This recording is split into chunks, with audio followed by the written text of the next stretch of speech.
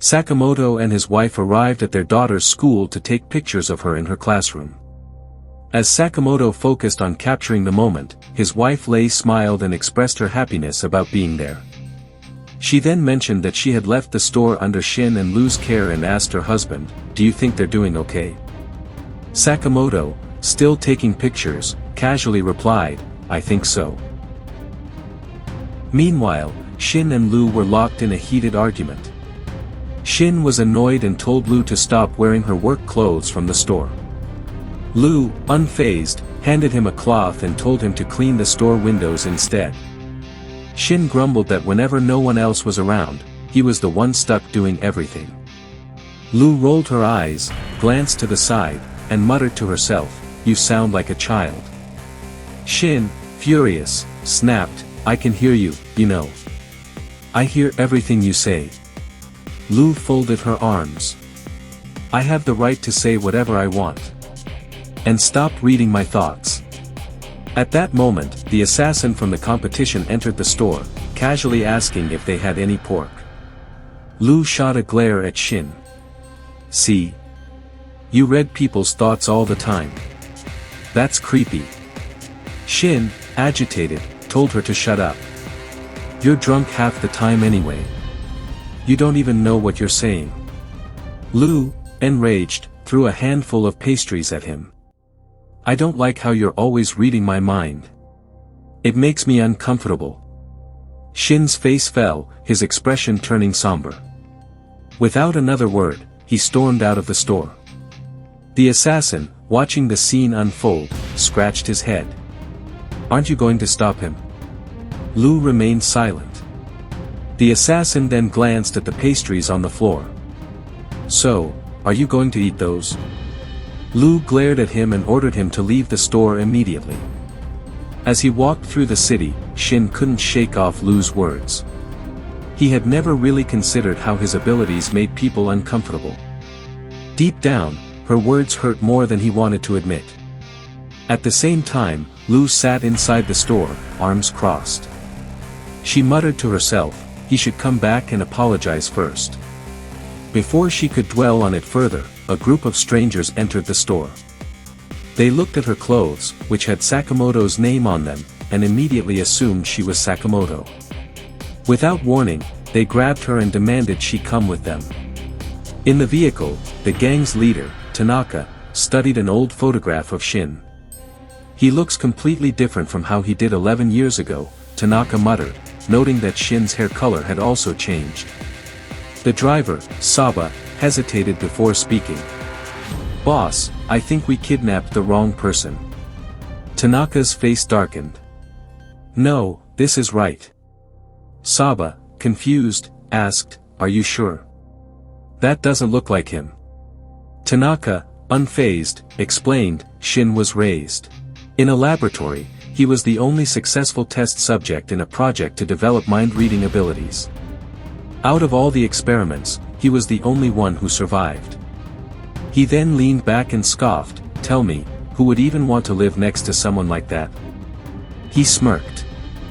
"I doubt anyone actually loves or cares about him." Lu, furious, delivered a swift punch to Tanaka's face. "You're an idiot," she spat. "Yeah, Shin reads minds. Yeah, he's moody. But he's a million times better than you." Tanaka wiped the blood from his lip and narrowed his eyes. "Who even are you?" Lu glared at him. "The name's Lu." Tanaka was taken aback. "Wait, so you're not Shin?" The driver, Seba, sighed heavily. "I told you, boss, you should have listened. You kidnapped the wrong person." After cooling off, Shin decided to return to the store, determined to make things right. As he walked inside, he called out to Lu, "All right, I'll let you apologize first. I'll forgive you too." But the store was empty. Shin's heart sank. The glass on the floor and the signs of struggle told him something was wrong. At that moment, Sakamoto and his family arrived. His wife immediately noticed the mess and asked, "What happened here?" Shin, his voice heavy with regret, explained everything. He admitted that it was his fault and that he had no idea where Lu was now. Sakamoto, calm but serious, checked his phone. "She's on the highway," he said. Shin's eyes widened. "Wait, how do you know that?" Sakamoto held up a tiny device. "The insignia on her shirt has a tracking device." Tanaka sighed heavily, rubbing his temples. "This is exhausting. My boss is going to kill me for kidnapping the wrong person." He groaned in frustration before muttering to himself, "I just need to convince him that this really is Shin. Maybe he just lost his mind-reading powers or something." Seba, the driver, shook his head. "Boss, that won't work. Shin is a man. This is clearly a woman." Meanwhile, Lu sat in the back of the car, bound and fuming. She scolded herself internally. "This is all my fault.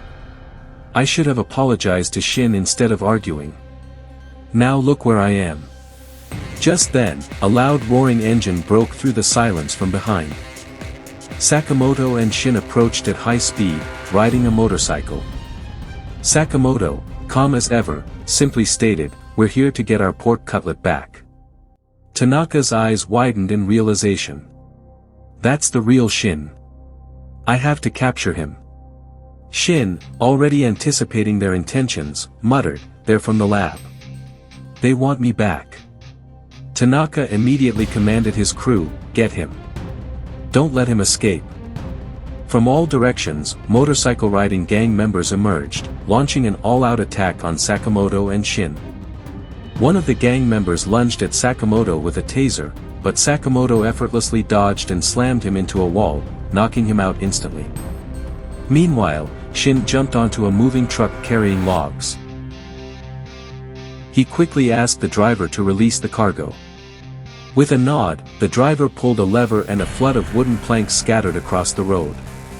One of the pursuing gang members swerved too late, lost control, and crashed violently. Sakamoto, meanwhile, used his motorcycle as a weapon, swinging it midair to knock another attacker off his bike. Inside the getaway car, Lu turned to Tanaka. "You should just give up and apologize before things get worse." Tanaka smirked before grabbing Lu by the throat. "If I don't bring Shin back to the lab, things will get worse." Just then, Shin leaped onto the roof of the car. Tanaka growled, "Seba, take care of him." Seba nodded and climbed onto the roof, facing Shin. "I should be getting paid extra for this," he muttered. Shin, narrowing his eyes, asked, "So, you want to fight?" Before Shin could react, Seba vanished in an instant. He reappeared and delivered a powerful blow, sending Shin flying into an oncoming car. Then, Seba dropped back into the car. Facing Sakamoto, he launched a direct attack, but Sakamoto easily blocked it and grabbed him by the throat. However, Seba struck the motorcycle's fuel tank, triggering an explosion and allowing him to retreat into the car. Tanaka, annoyed, asked, "Did you grab Shin?" Seba casually replied, "Oh, I forgot." Sakamoto and Shin pulled over, now without their motorcycle. Shin groaned, "Well, there goes our ride." Sakamoto, checking his surroundings, replied, "And we lost their trail." Shin, frustrated, clenched his fists. "Who even are these guys?" Taking a deep breath, he explained, "They're from the lab. That's where I was raised. It was an unlicensed research facility experimenting on human subjects. Most of the researchers were just scientists, but I never thought they'd go this far." Sakamoto nodded. "Either way, we're getting Lu back." They arrived at a seemingly normal museum. Sakamoto, confused, asked, "This is the lab?" Shin nodded. "Yeah, but the museum is just a front. The real lab is underground." Sakamoto smirked. "Guess we're visiting your childhood home." They entered the museum, immediately noticing something was off. The place was too quiet. Shin muttered, "They're hiding their secrets behind this place." Just then, two women approached them, offering to take souvenir photos. Shin, irritated, refused immediately. Instead, Sakamoto let them take the picture, saying he wanted a keepsake. He then grabbed a protective mask from one of the exhibits. This might help block punches, he mused. Shin sighed. You're ridiculous. Let's go. Finally, Shin pointed to a hidden passageway. The entrance to the underground lab is over there. Inside the lab, Tanaka arrived at the leader's chamber. The boss, a menacing figure surrounded by guards, stared at Lu and asked, "So this is Shin?" Tanaka, trying to sound confident, replied, "Yes sir, that's him." The boss frowned. "He looks different." Tanaka, sweating, insisted, "He just changed a lot over the years." The boss's expression darkened. "If you're lying, I'll kill you." Before Tanaka could argue further, Seba stepped forward. "I need to say something." He turned to the boss and calmly admitted, "This isn't Shin. But I know where the real one is." Immediately, guards restrained Tanaka and Lu. Tanaka, furious, snapped at Seba, "You traitor." The boss, unfazed, turned to Seba. "I trust you. Find Shin and bring him here." Shin identified a hidden mechanism that could lead them underground. He instructed Sakamoto to tilt the bear's head to the right. As soon as Sakamoto did so, a large opening appeared, revealing a closed door. Shin attempted to unlock it but mistakenly entered the wrong code. Suddenly, an automated bear doll activated, revealing concealed weapons from its mouth and opening fire on them. Sakamoto reacted swiftly, launching a direct attack that destroyed the mechanical bear. However, another bear emerged. This time, Shin hurled a spear at it, successfully dismantling it. Before they could catch their breath, a massive robotic dinosaur appeared, swinging its tail in an attempt to strike them. They narrowly dodged the attack. Sakamoto, amused, commented that he wanted to bring his daughter here someday for a photo with such a creature. He then told Shin they needed to disable it without completely destroying it. Shin suggested using Sakamoto's electric stun gun, aiming it at the dinosaur's mouth, where the main control device was located. Sakamoto leaped high into the air and fired at the dinosaur's mouth. The shock hit its mark, but the machine remained operational. The dinosaur retaliated with a series of rapid attacks. Sakamoto dodged effortlessly, maneuvering around the incoming strikes. However, one powerful hit shattered his stun gun. Realizing that careful disabling was no longer an option, Sakamoto abandoned restraint. With a forceful punch, he struck the dinosaur's mouth, destroying its internal mechanism. Following up with a swift kick to its head, he then ascended once more, landing a final devastating blow that severed its tail. As the robotic dinosaur collapsed, Sakamoto remarked that the true nature of dinosaurs was what made them so fascinating. Meanwhile, deep below, a doctor in the underground facility anxiously asked if the main entrance had been breached. Before anyone could respond, an assassin entered, ordering him to return to work immediately. The doctor, exhausted, pleaded for a break so they could continue their research effectively. Instead of sympathy, the assassin struck him, demanding that the research be completed without delay. The doctor, struggling to his feet, insisted that the requested research was impossible to finalize. His words were met with hostility as the assassin pulled out his weapon, aiming it directly at him. Just as he was about to pull the trigger, Shin and Sakamoto intervened, taking down the attacker and saving the doctor. Shin demanded an explanation, questioning what was happening in the facility. The doctor, surrounded by them, explained that the facility had been taken over by assassins. Shin asked about the director of the lab, and the doctor revealed that he was being held in the uppermost room of the facility. He then recounted the events of the past year when a high-ranking assassin named Kashima arrived, proposing a radical idea to revolutionize the art of assassination. He claimed that traditional methods using knives and guns were outdated and that they needed to evolve using intelligence and scientific advancements to enhance their techniques. Kashima had seized control, aided by a select group of elite assassins. Shin, absorbing the information, concluded that if they were going to find Lu, this was the place to start. Sakamoto, ever decisive, stated that the only solution was to eliminate every threat in the facility. The doctor, horrified by their response, insisted they needed to escape instead. He warned them that the person overseeing this section of the lab was particularly ruthless. Just then, one of the assassins approached the room. Reacting quickly, the doctor hid Sakamoto and Shin inside a storage cabinet, holding his breath as danger loomed nearby. Meanwhile, in a separate area, Tanaka shouted in frustration, demanding to be freed. Lu, irritated by his complaints, struck him and told him to be quiet. Annoyed, Tanaka muttered that she was a barbaric woman. Ignoring his complaints, Lu used a rock to attempt to break them out of their confinement. Tanaka, skeptical, told her it was pointless. A restrained voice nearby agreed. Lu turned to the source and asked who he was. The man, bound tightly, introduced himself as the director of the laboratory. He revealed that he knew of a possible way for them to escape. Elsewhere in another section of the facility, Madur, one of the leading figures of the operation, confronted a doctor with a twisted smile. He sarcastically commented on the doctor's enthusiasm, asking if he could join in. The doctor, wary, responded that there was no one else there. Madur stepped closer to the doctor and casually requested to borrow a pen. The moment the doctor handed it over, Madur suddenly drove the pen deep into the doctor's hand, his voice laced with accusation, calling him a liar. He then turned his gaze toward the other doctors in the room, informing them that one of his assistants had already been eliminated, making it clear that he wouldn't hesitate to do the same if necessary. He ordered them to reveal their own pens as well. One of the doctors, in an attempt to retaliate, threw a pen at Madur, but he effortlessly dodged it.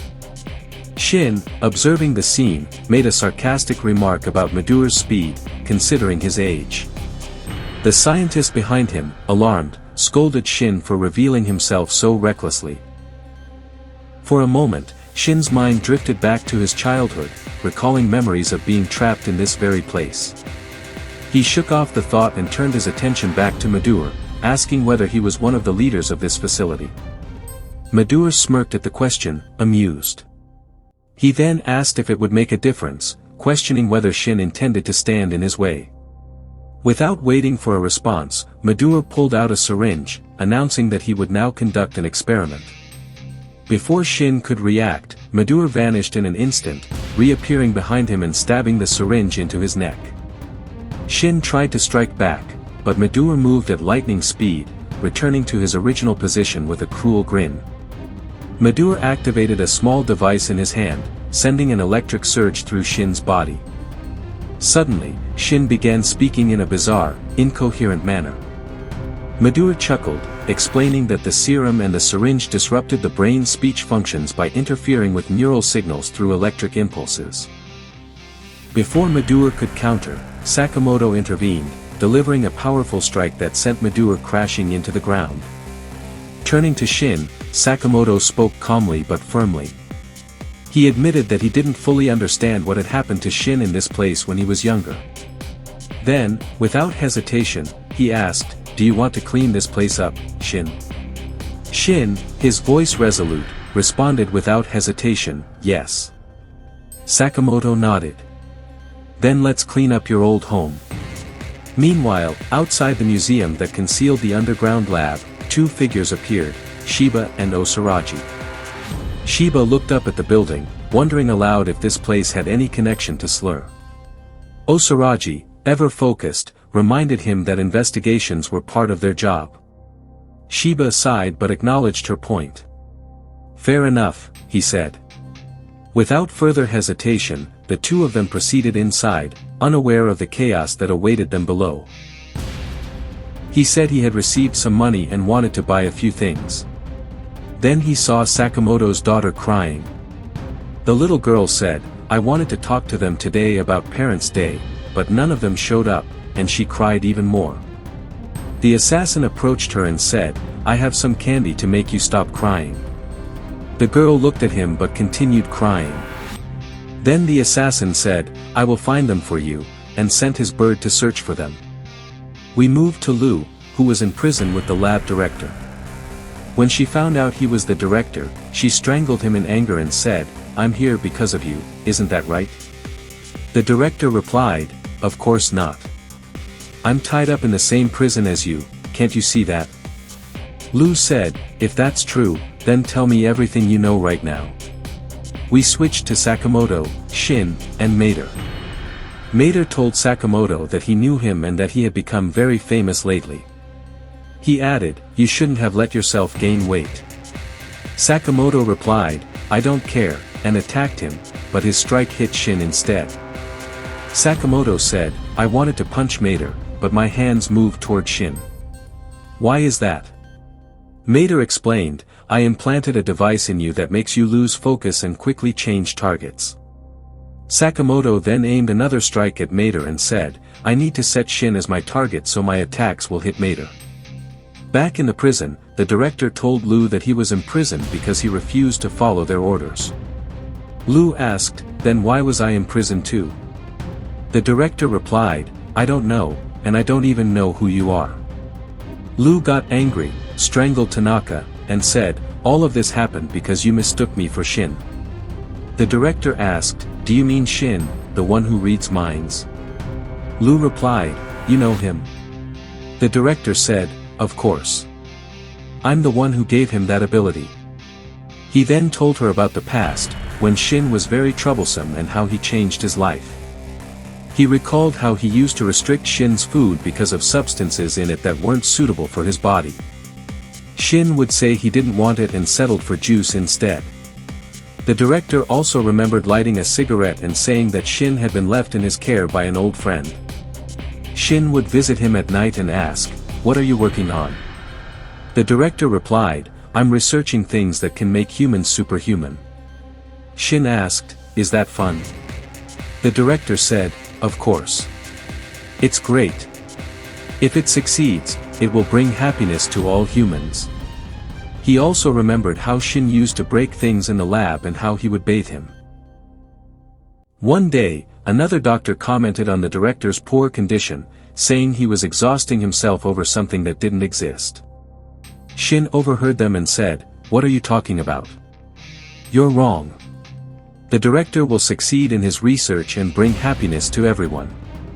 One night, the director's experiment succeeded, and he felt more accomplished than ever. While he was celebrating, Shin entered the room and said he was thirsty. He drank the liquid the director was working on, which upset the director. He asked, "What are you doing?" Shin then spit the liquid back out.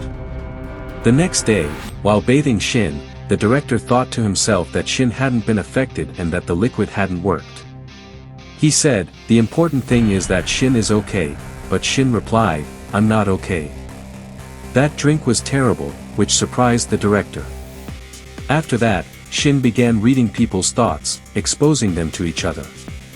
He tried to get close to them again, but they all avoided him. He heard their thoughts saying, "He's become very dangerous. We need to stay away from him." The director told Shin he would create an antidote to return him to normal. Shin replied, "I'm fine with how I am. You should be proud of your research." The director said, "I hurt you with my foolish research. You didn't deserve that." Shin told him, "Your research isn't foolish," and added that he didn't want to stay with them anymore because the lab scientists had become bad people for avoiding him. He then escaped. The director returned to the present and said, "I didn't have the right to meet him after that." Lu asked, "But doesn't Shin feel sad because of this power?" The director asked, "How do you know?" Lu replied, "I live with him every day, and Shin loves his power. Since we work with the quiet boss, Shin and I talk to each other in our minds, which makes me jealous. You both need to reconcile with Shin, because one of Sakamoto's rules is that if two people are fighting, their conflict shouldn't last more than a day. But you, director, have taken too long."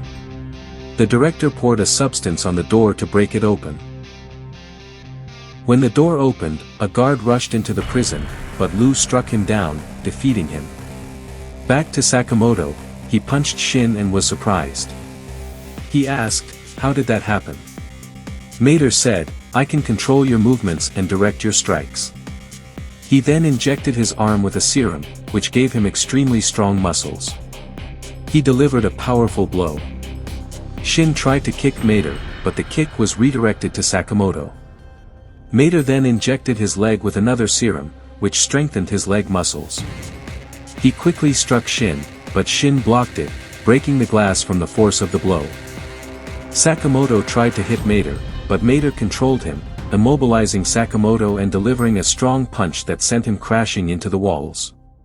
Mater said, "You should stop. Even the legends of the world couldn't withstand science." Shin told Mater, "That doesn't matter. I'll read your thoughts." Mater attacked Shin quickly, landing several blows that caused Shin pain. He told them, "Even if you read my thoughts, my body will act differently." He then asked, "Why does the boss want this useless power? It's worthless," which angered Shin. Sakamoto picked up Shin and said, "You shouldn't dirty your clothes. Cleaning them is exhausting." He then told Mater, "Shin is very strong, and I'll prove it to you." Mater said, "I can't reason with you because my intelligence is too high, and you're all idiots." He then injected himself with all the serums at once, turning into a massive man. Shin asked Sakamoto, "What should we do?" After reading Sakamoto's thoughts, he said, "Are you serious?" Shin then stood in front of Mater with his back turned, which enraged Mater. Mater asked, "Are you mocking me?" and threw a punch, but Shin dodged it. Sakamoto then delivered several strikes to Shin, which Shin dodged so they would hit Mater instead. This series of powerful punches defeated Mater, returning him to normal. The doctors carefully removed the needles embedded in the backs of Shin and Sakamoto. Afterward, they approached Shin and thanked him for his help. Shin told them it was no problem since he also belonged to this place, but he mentioned that he now works at Sakamoto's store and is being taken care of by him. One of the doctors turned to Sakamoto and thanked him for looking after Shin. Shin then told Sakamoto he was happy because he managed to dodge Sakamoto's attacks earlier, but he also admitted he might have gone a bit overboard. This led Sakamoto to imagine killing Shin in his mind, which Shin immediately sensed. Angry, Shin asked Sakamoto why he would think that. Sakamoto replied it was because Shin brought up his weight again. They quickly set off to rest. On the way, Sakamoto told Shin about a powerful fighter they hoped not to encounter. Shin asked if there weren't heroes like that in the big organization Sakamoto used to be part of. Sakamoto explained that the organization had all kinds of people, but this particular killer could take out 10 of them in seconds. Shin was shocked and said he didn't think anyone could be that strong. As they rushed forward, Sakamoto pressed a button that opened a large pit. Meanwhile, the boss was with two men, Anaga and Takamoto, and said he didn't care about the type of fighters as long as he had those two by his side. Elsewhere, Shiba and Osaragi were present. Shiba told Osaragi they had encountered 3 masterminds and mentioned he was eager to eat them. The boss addressed Shiba and Osaragi, saying, "Do you know what your problem is, men of the organization? You haven't trained well." Shiba told him not to get too angry and commented that the place felt like a giant maze. The boss replied, "Then let me guide you to the exit." Shiba asked him a question first, "Is Slur here?" He said he wanted to kill him and accuse them of breaking the rules, kidnapping innocents, and trying to manufacture weapons against their own regulations. He apologized but said he had to kill them all, though he needed to use the bathroom first. Ona and Takamoto rushed toward Shiba, asking the boss if they should kill him now. The boss told them to go ahead. Osaragi, bored, said she didn't find these two interesting. Shiba told her to calm down. Ona revealed a weapon from his. Osaragi swiftly used her weapon to cut off both Ona and Takamoto's heads.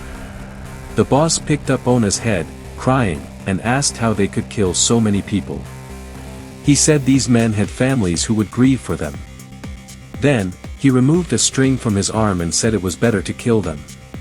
He revealed a weapon from his hands and declared they were unforgivable and must die.